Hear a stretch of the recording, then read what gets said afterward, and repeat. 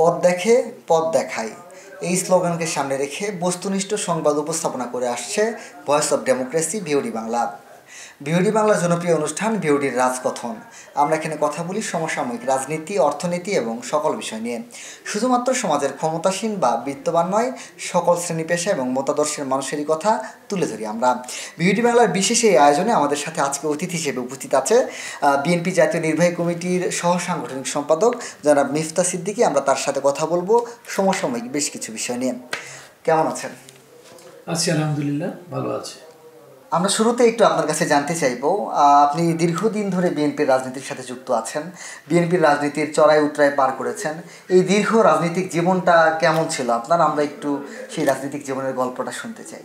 প্রথমেই voice of ডেমোক্রেসিকে ধন্যবাদ জানাচ্ছি আজকে আমাকে এখানে দাওয়াত করার জন্য, এবং ভয়েস অফ ডেমোক্রেসি আজকে এই অনুষ্ঠান যারা শুনছেন, দর্শক শ্রোতা সবাইকে সবার জন্য শুভকামনা। রাজনীতির যে দীর্ঘ পথ পরিক্রমা আপনারা জানেন, এটা মোটেই কিন্তু সকল সময় একইভাবে যায় না, সরল লেখায় যায় না। কখনো উত্থান, কখনো পতন। দেশের রাজনীতি, সামাজিক অবস্থা সব কিছু মিলিয়ে একই ধারায় কখনো রাজনীতি প্রবাহিত হয় না, যেমনি করে দেশের রাজনীতি প্রবাহিত হয়নি। আমরা বারবার চেয়েছি স্বাধীনতার আকাঙ্ক্ষাকে ধারণ করে বাংলাদেশটাকে একটি সাম্যের বাংলাদেশ গড়তে। আমরা একটি গণতান্ত্রিক বাংলাদেশ গড়ার জন্য আমাদের সংগ্রাম ছিল, আমাদের চেষ্টা ছিল। উন্নয়ন এবং উৎপাদনের রাজনীতিতে আমাদের হাতে করি শহীদ প্রেসিডেন্ট জিয়াউর রহমানের সেই রাজনীতিকে সামনে নিয়েই আমাদের চলা, কিন্তু সেই রাজনীতি বারবার হোঁচট খেয়েছে। যখনই বাংলাদেশ অগ্রসর হতে চেয়েছে, তখনই আধিপত্যবাদী শক্তির কিরণক হিসেবে কিছু কিছু ব্যক্তি দাঁড়িয়ে গেছে। কখনো পুতুল সরকার, কখনো বিভিন্নভাবে রাষ্ট্রবিরোধী অবস্থান নিয়ে কিছু কিছু সরকার প্রতিষ্ঠিত হয়েছে, যারা মূলত বাংলাদেশের পারপাস সার্ভ করেনি, যারা সকল সময়ে বিভিন্ন গোষ্ঠীর দেশের বাইরে তাদের পারপাস সার্ভ করে গেছে। এটা বাংলাদেশের সৃষ্টির প্রথম থেকেই শুরু হয়েছে। আপনি যদি দেখেন ৭২ থেকে ৭৫ একটি বিভীষিকাময় অবস্থার মধ্যে বাংলাদেশ ছিল। স্বাধীনতার আকাঙ্ক্ষাটা মুক্ত পেয়ে পড়েছিল। সেই অবস্থা থেকে বাংলাদেশের উত্তরণ হয়েছে। যেই ব্যক্তিটি বাংলাদেশের স্বাধীনতার যুদ্ধের ঘোষণা দিয়েছিলেন, যিনি মেজর জিয়াউর রহমান ছিলেন, সেই একই ব্যক্তি ৭৫-এর পর বাংলাদেশকে আবার পথের দিশা দেখিয়েছে। আবারও শহীদ প্রেসিডেন্ট জিয়াউর রহমানের হাতে ধরে বাংলাদেশ বহুদলীয় গণতন্ত্রের পথে হেঁটেছে, বাংলাদেশ উৎপাদন এবং উন্নয়নের পথে হেঁটেছে, বাংলাদেশ অগ্রগতির পথে হেঁটেছে, বাংলাদেশ গণতন্ত্রের পথে হেঁটেছে। কিন্তু দীর্ঘদিন সেই রাস্তা যেতে পারেনি। মাত্র শহীদ প্রেসিডেন্ট জিয়াউর রহমানের ৩.৫ বছর থেকে ৪ বছরের ক্ষমতায় থাকাকালীন সময়ে বাংলাদেশের কোন অবস্থানে চলে গিয়েছিল আপনারা চিন্তা করেন। সেই অবস্থা থেকে আবারও বাংলাদেশ তাকে হত্যা করার মধ্য দিয়ে, এবং সেই হত্যাকাণ্ডে দেশি বিদেশি আধিপত্যবাদী শক্তি কিন্তু সক্রিয় ছিল। পরবর্তীতে বাংলাদেশ আবারও একটি অন্ধকার দিকে চলে গেল। ৮২ থেকে ৯০ একটি সেই আন্দোলনে আমরা ছিলাম, এরশাদ বিরোধী আন্দোলনে আমরা মাঠে ছিলাম। তখন আমরা ছাত্র রাজনীতি করি। সেই দিনগুলো বিভৎস, সেই দিনগুলো দেশনেত্রী বেগম খালেদা জিয়া, যিনি দেশনেত্রী উপাধি পেয়েছেন, তখন আপসহীন নেত্রী হিসাবে যিনি তার আবির্ভূত একদিনে হয়নি, কিন্তু গৃহবধূ থেকে নেমে এসে বাংলাদেশের মুক্তির দিশা দেখাতে, গণতন্ত্রের পথে আবারও বাংলাদেশকে ফিরিয়ে আনতে, স্বাধীনতার স্বাদটাকে মানুষের কাছে পৌঁছে দিতে সেই নেত্রী ৮২ থেকে ৯০ আন্দোলন করেছেন রাজপথে, পুলিশের নির্যাতন সহ্য করে জেল কেটেছেন, নির্যাতিত হয়েছে শহীদ প্রেসিডেন্ট জিয়াউর রহমানের আদর্শে গড়া সংগঠন বাংলাদেশ জাতীয়তাবাদী দলের অসংখ্য নেতাকর্মী আহত হয়েছে, নিহত হয়েছে। আমরা আবার কাঙ্ক্ষিত গণতন্ত্রের দিকে ৯০-এর পর যাত্রা শুরু করলাম, কিন্তু সেই যাত্রাও বারবার হোঁচট খেয়েছে।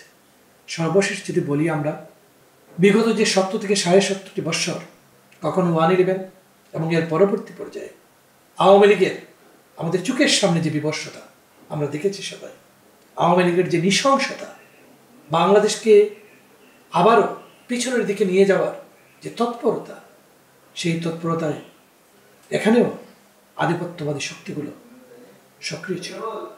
আমরা দেখেছি দেশের না হয়ে বিন দেশের পারপাস সার্ভ করতে। আমরা দেখেছি ভারতের পারপাস কীভাবে নগ্নভাবে বিগত ফ্যাসিস্ট রেজিম সার্ভ করেছে, নিজের দেশের মানুষকে হত্যা করেছে। একের পর এক ভয় ধরিয়ে দেওয়ার একটা সংস্কৃতি শুরু হয়েছিল। যে কথা বলবে তার মনে যেন ভয় ধরে যায়, যে প্রতিবাদ করবে সেই প্রতিবাদকারী মুখগুলো যাতে হারিয়ে যায়। এখানে লুটপাটের একটি রাজত্ব কায়েম করা হয়েছে। সেই লুটপাট করতে গিয়ে এবং বাংলাদেশের স্বার্থবিরোধী কার্যক্রম, প্রতিবেশী রাষ্ট্রের স্বার্থ সংরক্ষণের জন্য এগুলো করতে গিয়ে একটি ভয়ের সংস্কৃতির সৃষ্টি করার জন্য যে সকল জিনিস করা হয়েছে, একের পর এক হত্যা, একের পর এক গুম, যে গুম নামক কারাগারে 700-এর বেশি মানুষ আয়নাগরে, যেটা পরবর্তী আয়নাগর হিসেবে আত্মপ্রকাশ করে, এখনো যারা রয়েছে, আমাদের প্রিয় ভাই, প্রিয় নেতা এম ইলিয়াস আলী, চৌধুরী আলম, দিনার জুনেদ, আনসার আলী, আজও তাদেরকে আমরা খুঁজে পাইনি। আমাদের জনিকে কিভাবে নৃশংসভাবে হত্যা করা হয়েছে, নোয়াখালীর সুমনকে কিভাবে হত্যা করা হয়েছে, একদিনে কিন্তু তা ঘটেনি। শত শত হত্যাকাণ্ডের উপর দাঁড়িয়ে বাংলাদেশ 17.5 বছর পর আবারও পথের দিশা খুঁজে চেষ্টা করছে। আমরা এই যে জার্নি 17.5 বছরের, আমাদের কারো কিন্তু সেই জার্নিটা সুখকর ছিল না। আমরা দেখেছি আমাদের এই বাংলাদেশের শুধুমাত্র যে বিএনপির তা নয়, বাংলাদেশের সাধারণ মানুষের 18 কোটি মানুষের যদি বলেন, প্রিয় নেত্রী, সাবেক প্রধানমন্ত্রী একজন এই বৃদ্ধ বয়সে এসে শুধুমাত্র দেশমাতৃকার জন্য, দেশের স্বাধীনতা এবং সার্বভৌমত্বের জন্য, গণতন্ত্রের জন্য কথা বলার জন্য তাকে সম্পূর্ণ প্রতিহিংসামূলক একটি মামলায় জড়িয়ে তাকে জেলে, এই বৃদ্ধ বয়সেও 6টি বছর তাকে জেল কাটতে হয়েছে। এর আগের কাহিনী যদি দেখেন, তাকে তার দীর্ঘদিনের বাড়ি থেকে, মঈনুল্লাহর বাড়ি থেকে তাকে কিভাবে উৎখাত করা হয়েছে, সেই বাড়িটি কিভাবে তাকে বের করে দেওয়া হয়েছে একটা করে। আপনারা যদি পরবর্তীতে দেখেন, একের পর এক বাধা, কি এই সংগ্রাম করতে গিয়ে কি অবস্থার সৃষ্টি হয়েছে। তো এই যে পরিক্রমা, আমাদের নেতা তারেক রহমান, যার বিরুদ্ধে মামলার পাহাড়, একের পর এক মামলা, তার বিরুদ্ধে যদি এহেন কোনো ষড়যন্ত্র নাই, তারা ভাবত তারেক রহমান যদি বাংলাদেশে ফিরে, তাহলে তার শহীদ প্রেসিডেন্ট জিয়াউর রহমানের মতো আরেকজন বিশ্বনারী নেতা বাংলাদেশ পাবে।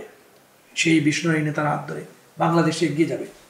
এই 17.5 বছরের অধ্যায়ে আমাদের শত শত সহস্র নেতাকর্মীকে আমরা হারিয়েছি। অনেক শহীদের রক্তের উপর দায়া করিয়ে আমরা বিগত 2024-এ জুলাই আগস্ট বিপ্লব সংগঠিত করেছি, যেটাকে ছাত্র জনতার গণ অভ্যুত্থান আমরা বলি। আমরা আজ মুক্তির যে স্বাদ আমরা পেয়েছি, কিন্তু আমরা এখন কথা বলতে পারছি বটে, কিন্তু গণতন্ত্রের যে অভিযাত্রায় আমরা রয়েছি, সেখানে কিন্তু এখনো তার মূল যে কার্যক্রম, যে নির্বাচনের জন্য আমরা সংগ্রাম করেছি এতদিন, একটি জনপ্রতিনিধিত্বশীল সরকারের জন্য, একটি ভোটাধিকারের ফিরে পাওয়ার যে আন্দোলন আমরা করেছি, তা কিন্তু এখনো বাস্তবায়ন হয়নি। তো আমরা বিশ্বাস করি অবশ্য যে অন্তর্বর্তীকালীন সরকার প্রতিষ্ঠিত হয়েছে, সেটা আমাদেরই সরকার আমরা মনে করি। তারা যদি ভুল করে, তাহলে তারাও ইতিহাসের আস্থা করে নিক্ষিপ্ত হবে। কারণ এই সরকারটা আমাদেরই সরকার আমরা মনে করি। বাংলাদেশের 20 কোটি মানুষের পাস ধারণ করে এই সরকারকে এগোতে হবে। ত্রুটি থাকতে পারে, বিচ্যুতি থাকতে পারে ছোটখাটো, যখন ভিন্ন মত থাকতে পারে, পথ থাকতে পারে, সবগুলোকে ধারণ করে গণতন্ত্রের যে রাস্তায় অভিযাত্রায় আমরা কুচট খাওয়া যে গণতন্ত্র, হারিয়ে যাওয়া যে গণতন্ত্র, তা ফিরে পেতে তারা কাজ করবেন আমরা বিশ্বাস করি। আমরা শুনলাম বিএনপি সহ আপনার উপর যে নির্যাতন নিপীড়ন করা হয়েছে তার গল্পগুলো। আমরা একটু জানতে চাই আপনার কাছে যে আসলে 17 বছর বিএনপি নির্যাতন নিপীড়ন সহ্য করার পর কিছু মানুষ এখন বলছে যে বিএনপি 17 বছরে কিছু করতে পারেনি, বিএনপি 17 বছরে একটি বালুর টাক সরাতে পারেনি। এই বিষয়ে আপনার মন্তব্য কি? মূলত এটি আজ থেকে শুরু হয় নাই। জাতীয়তাবাদী শক্তির বিরুদ্ধে এই যে প্রপাগান্ডা, এই যে কাজগুলা, এটা প্রথম থেকেই ছিল। আর এখনকার এই যে মুক্ত আবহে যে কথা বলা, এখন এটা আরও বেড়েছে। আমরা আমাদের কাজ থেকে কখনো বিচ্যুত হব না। জনগণ দেখেছে বালুর ট্রাক সরানোর কথা যদি বলেন, যারা এগুলা বলেছেন তাদের অবস্থান কোথায় ছিল, তারা কোথায় ছিলেন তখন, দেশের জন্য কতটুকু ভেবেছেন যারা এগুলা বলেন। বিএনপি তো রাজপথেই ছিল, বিএনপি সংগ্রাম করতে হচ্ছে বিএনপির নাম ধরে। বিএনপি আওয়ামী লীগের মধ্যে হারিয়ে যায় নাই, ওইখানে বসে আরাম আয়েসে জীবন কাটায় নাই। বিএনপি রাজপথে থেকে শত নির্যাতনের মুখে দাঁড়াতে হয়েছে বিএনপিকে।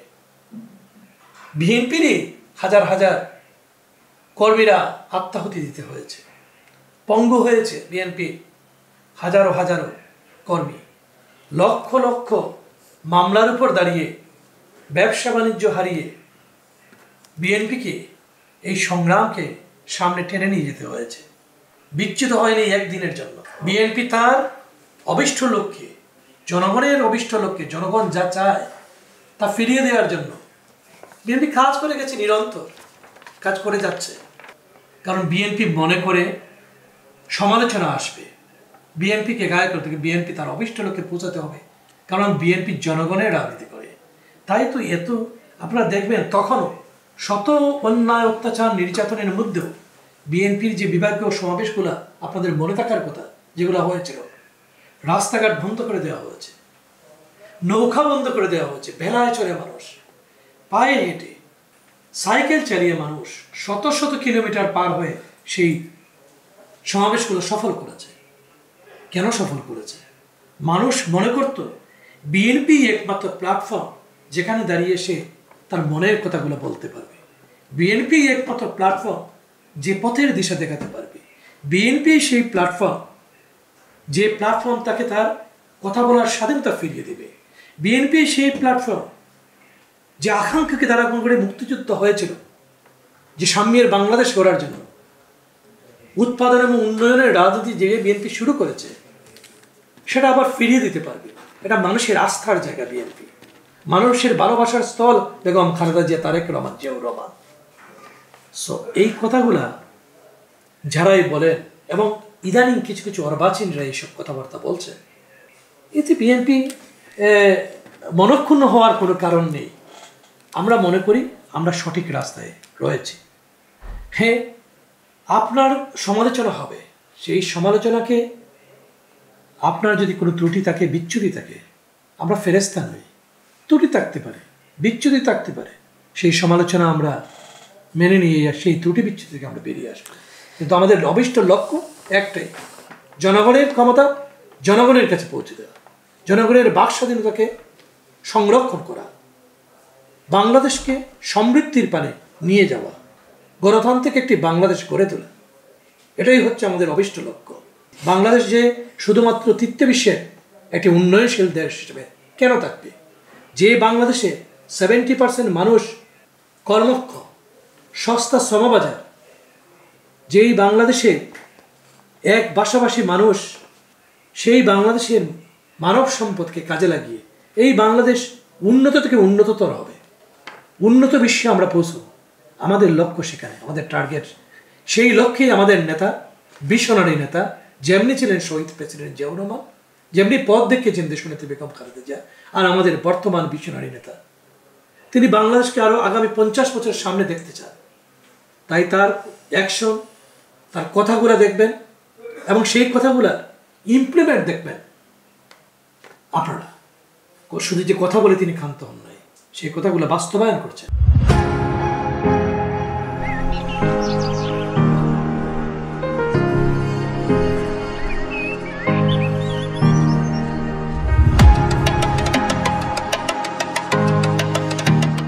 আপনি যেমনটি বললেন যে বাংলাদেশ জাতীয়তাবাদী শক্তিকে দমন করার চেষ্টা করা হয়েছে এবং ভারতীয় আধিপত্যবাদ প্রতিষ্ঠা করা হয়েছে।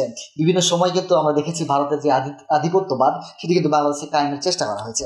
সেই জায়গা থেকে আসলে বিএনপি ক্ষমতায় আসলে ভারতের সাথে কি ধরনের সম্পর্ক থাকবে বলে আপনি মনে করেন?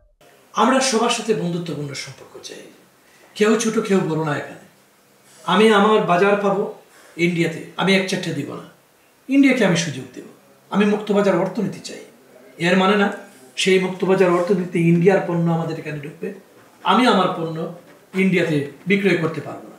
মুক্তবাজারের মানে এই না যে আকাশ সংস্কৃতির যুগে আমার সব কিছু বন্ধ করে রাখতে, আমার নাটক, আমার সিনেমা ইন্ডিয়ায় প্রচারিত হবে না, আর ইন্ডিয়ার বস্তা পচা ওইগুলা আমাকে দেখতে হবে, গিলতে হবে। তো আমরা চাই একটি সমতার ভিত্তিতে সব কিছু পরিচালিত হবে। এখানে কেউ বড় কেউ ছোট না, আমরা বন্ধু। আমাকে আমার ন্যায্য হিস্সাগুলো তুমি দিবে। আমি তো প্রতিবেশী বদলাতে পারবো না, আমার প্রতিবেশী ঠিক থাকবে, আমার বর্ডারগুলোকে আমি চেঞ্জ করতে পারবো না। আমরা ইন্ডিয়ার সাথেও সেটাই চেয়েছি বারবার, কিন্তু ইন্ডিয়ার মধ্যে একটি প্রভুত্বমূলক কাজ বরাবরই ছিল এবং প্রথম থেকে বিএনপি কখনো সেটা মেনে নিতে রাজি নয়। এবং এই জন্যই এবং বিএনপি জাতীয়তাবাদী শক্তিকে ধারণ করে। দেখেন, বাংলাদেশ জাতীয়তাবাদটা আসছে সেখান থেকে। সকল নৃগোষ্ঠীকে তারা পাহাড়ে সমতলে যুদ্ধ লাগিয়ে দেওয়ার চেষ্টা করেছে। আমাদের নেতা শহীদ প্রেসিডেন্ট জিয়াউর রহমান সকল নৃগোষ্ঠীকে নিয়ে, সকল ভাষাভাষী মানুষকে নিয়ে আমাদেরকে একটি দর্শন দিয়েছেন বাংলাদেশি জাতীয়তাবাদ। যখনই বাংলাদেশি জাতীয়তাবাদ এসেছে তাদের মাথা খারাপ হয়ে গেছে, কারণ বাংলাদেশ জাতীয়তাবাদের ভিত্তিতে সবাই মিলে, সকল ধর্ম বর্ণ সকল নৃগোষ্ঠী মিলে আমরা একসাথে এগোতে চেয়েছি। তোমরা মনে করেছি কোনো ডিভিশন করা যাবে না। তখন এই ট্রাইবে বিভক্ত করে দেওয়া হয়েছে দুইটি দলকে। বিএনপি এবং আওয়ামী লীগ মনে হচ্ছে দুইটি ট্রাইব। বাংলাদেশ তো ট্রাইবের জায়গা না। তো এই যে বিভক্তি, এগুলো সৃষ্টি করা, তো বিএনপি জাতীয়তাবাদী শক্তিকে ধারণ করে এজন্যই বারবার বিএনপির উপর আঘাত এসেছে। জাতীয়তাবাদীরা মনে করে তার রাষ্ট্রকে সামনে নিয়ে যেতে হবে। আমরা একটু মানবিক করিডোর সম্পর্কে আপনার কাছে জানতে চাইবো যে বাংলাদেশ মিয়ানমারকে রাখাইনের যে রোহিঙ্গারা আছে তাদেরকে মানবিক করিডোর দিচ্ছেন, এই বিষয়ে আসলে মতামত কি আপনাদের বা বিএনপির ভাবনা কি? বিএনপির ভাবনা হচ্ছে সকল সময় জনগণের কথা, জনগণের সাথে কথা বলে জনগণের দেশের জন্য সিদ্ধান্ত নিতে হবে। এই মানবিক করিডোর হঠাৎ করে এইভাবে দেওয়া হয়ে গেল। অন্যান্য বিষয়ে আমরা কথা বলছি, রাজনীতির উত্তরণ কীভাবে কথা বলছি, কিন্তু এই মানবিক করিডোরের কথা কেউ কি জানেন? আপনারা কোনো রাজনীতিবিদ কি জানে? কোনো স্টেক হোল্ডার কেউ জানে? বাংলাদেশের সাধারণ মানুষ জানে তার দেশের একটা মানবিক করিডোর হচ্ছে করিডোরের নামে? আমরা মনে করি সেটা যদি বাংলাদেশের জন্য মঙ্গলময় হয় তাহলে এটা কথা বলতে হবে, সকল রাজনীতির দলের সাথে কথা বলতে হবে, বিভিন্ন পেশা এবং সামাজিক সংগঠন যারা স্টেক হোল্ডার তাদের সাথে কথা বলতে হবে। কথা বলে এগুলো সিদ্ধান্ত নিতে হবে, কারণ এখানে গোটা রাষ্ট্রের অস্তিত্বের বিষয় রয়েছে। কারণ দীর্ঘদিন ধরে আমরা শুনছি এই অঞ্চল নিয়ে একটি রাষ্ট্র কায়েম হতে পারে, এই রাজ্য, সেটা কী হবে না হবে সেটা অনেক বিষয়। কিন্তু এই মানবিক করিডোরের ব্যাপারে এখানে যদি আপনার দেশের অস্থিতিশীল হয়ে যেতে পারে, এখানে আপনার দেশের স্বাধীনতা এবং সার্বভৌমত্ব হুমকির সম্মুখীন হতে পারে এখানে, তো আপনি সিদ্ধান্ত নিয়ে নেবেন। আর সিদ্ধান্ত নেওয়ার পর সেই সিদ্ধান্তকে বাস্তবায়নের জন্য একটা হুমকির সম্মুখীন হলে গোটা জাতি পড়ে যাবে এমন তো না। এটার জন্য একটা পার্লামেন্ট হতে হবে এবং পার্লামেন্টই সেখানে সেই সিদ্ধান্ত নেবে। জনগণের পার্লামেন্ট, জনগণের ভোটে নির্বাচিত জনপ্রতিনিধিরা সেই সিদ্ধান্ত নেবে। যদি সেটা করতেই হয়, সেখানে অনেক আলাপ আলোচনার বিষয় রয়েছে। এটা হুট করে আমি বললাম আর হয়ে গেল, আমার তো চিন্তা করতে হবে আমার দেশের জন্য।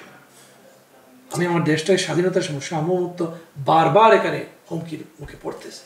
জি, আপনি বললেন যে আসলে আইন শৃঙ্খলা পরিস্থিতি অবনতি হচ্ছে এবং হতে পারে এবং এই মানবিক করিডোরের কাছে কারণে নিরাপত্তা হুমকিতে পড়তে পারে। সেই জায়গা থেকে আসলে বর্তমানে আসলে আইন শৃঙ্খলা পরিস্থিতি কেমন দেখছেন এবং একটি অন্তর্বর্তীকালীন সরকার 9 মাস দেশ পরিচালনা করছে, সেক্ষেত্রে তারা একটি সংস্কারও চলমান রেখেছে।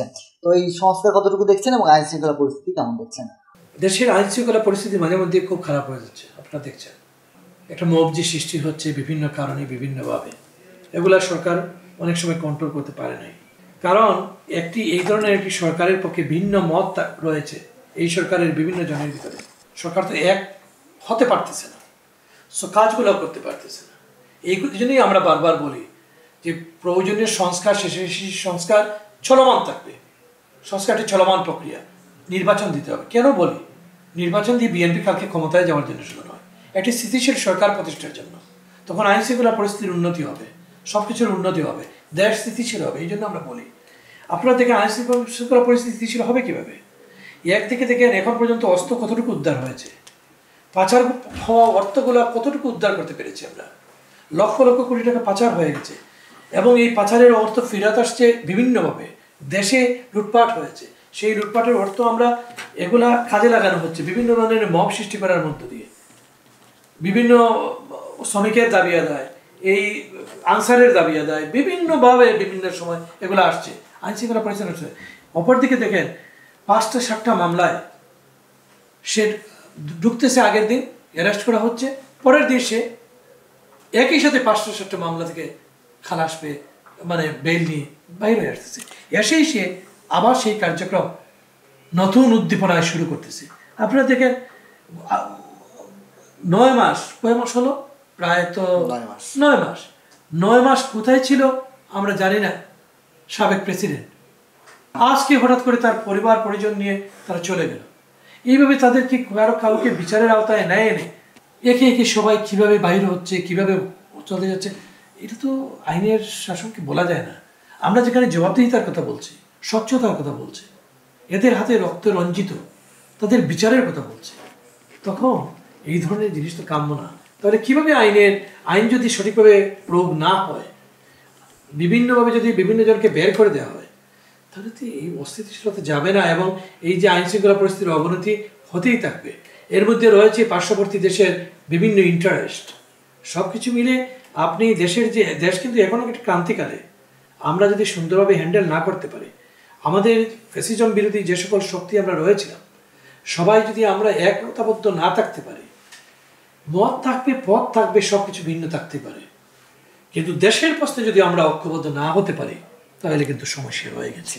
আপনি বিচারের কথা বললেন, আমরা সর্বশেষ আপনার কাছে যে বিষয়টি জানতে চাইবো যে আওয়ামী লীগ ইস্যুতে আপনাদের অবস্থান কি থাকবে, আওয়ামী লীগ বাংলাদেশে রাজনীতি করবে কিনা, এবং আপনার নির্বাচনী এলাকায় আওয়ামী লীগের আধিপত্য এখনও আছে কিনা এবং তারা মাথা চাড়া দেওয়ার চেষ্টা করছে কিনা, বিভিন্ন অপ্রীতিকর পরিস্থিতি সৃষ্টি করতে চাচ্ছে কিনা। প্রথমে আসি, আওয়ামী লীগের আধিপত্য তেমন কোনো কিছু আমরা দেখি না, কিন্তু আওয়ামী লীগের দুষ্টুমি, শয়তানি, যা কিছু, তার সব কিছু তো বিরাজমান। সুযোগ পেলেই তার কাছে অর্থ আছে, তার কাছে অবৈধ অস্ত্র রয়েছে, সুযোগ পেলেই সেগুলোকে সে কাজে লাগাবে বাংলাদেশের প্রেক্ষাপটে। তো আমরা সেটা হয়তোবা মাথাছাড়া দিয়ে উঠতে দিতেব না হয়তোবা তেমনভাবে, এবং আমি বিশ্বাস রাখতে চাই সকল ফ্যাসিজম বিরোধী শক্তি এখানে একতাবদ্ধ থাকবে, ঐক্যবদ্ধ থাকবে। আওয়ামী লীগ ফিরে আসা খুব কঠিন হবে, কিন্তু সেই জায়গায় আমরা কি দেশকে শুধুমাত্র এই আওয়ামী লীগের চিন্তা করব, কখন ফিরে আসবে এই চিন্তা করব? আমরা কি দেশের কথা চিন্তা করব না? আমরা কি সামনে এগিয়ে যাওয়ার কথা চিন্তা করব না? আমরা কিন্তু এগুলোতে নিয়ে ব্যস্ত থাকবো। আর আওয়ামী লীগের কথা, রাজনীতির গতিতে চলবে, নির্বাচনের গতিতে আসবে। আওয়ামী লীগের বিচারের গতিতে হবে। আওয়ামী লীগের বিচার অবশ্যই হতে হবে। যারা আওয়ামী লীগের শেখ হাসিনার দূষর ছিল, শেখ হাসিনার সকল তার দূষরদের, যারা হত্যার সাথে সম্পৃক্ত ছিল, যারা টাকা পাচারের সাথে সম্পৃক্ত ছিল, যারা জেল, জুলুম, নির্যাতন, মানুষের ব্যবসা কেড়ে নেওয়ার সাথে সম্পর্কযুক্ত ছিল, তাদের বিচার হতেই হবে। বাংলাদেশের কেউ গণতন্ত্রহীনতা এবং আধিপত্যবাদী শক্তির কিরণক হিসেবে যারা প্রতিষ্ঠিত করল, একের পর এক চুক্তি এবং স্মারক যারা দেশবিরোধী চুক্তি মঞ্চ যারা করলো, তাদের বিচার হতে হবে। বিচার ভিন্নভাবে হবে, বিচারের আওতায় তাদেরকে আনতে হবে। আমরা তাই মনে করি, দল হিসাবে আওয়ামী লীগকে এবং ব্যক্তি হিসাবে আওয়ামী লীগের যে সকল নেতৃবৃন্দ রয়েছে তাদেরকে। ধন্যবাদ আপনাকে ভিওডি বাংলার সাথে সময় দেওয়ার জন্য। দর্শক, আপনাদেরকেও ধন্যবাদ জানাচ্ছি ভিওডি বাংলার জনপ্রিয় অনুষ্ঠানের সাথে থাকার জন্য। দেখা হবে পরবর্তী অন্য আরো একটি পর্বতে। ততক্ষণ পর্যন্ত ভালো থাকবেন, সুস্থ থাকবেন।